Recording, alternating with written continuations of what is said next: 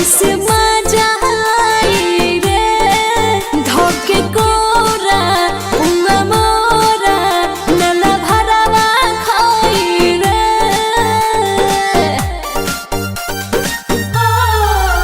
न छुआई न रंगाई कैसे मजा आई रे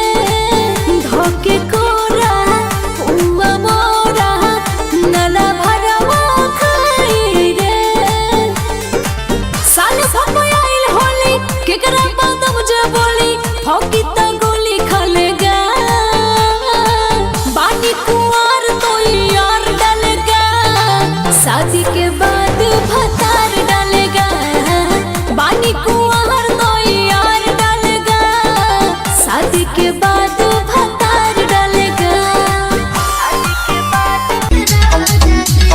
DJ Akash Rock.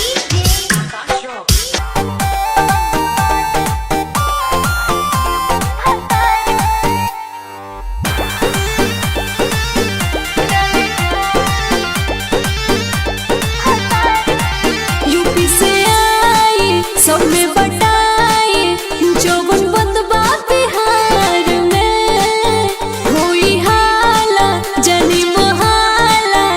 बदनामी जवार में यूपी से आई सब में बटाई जौवन बंदबा बिहार में होई हाला जनी मोहाला बदनामी जवार में कोई यार डालेगा शादी के बाद भतार डालेगा बानी कुंवार तो यार डालेगा शादी के बाद भतार डालेगा DJ Akash. DJ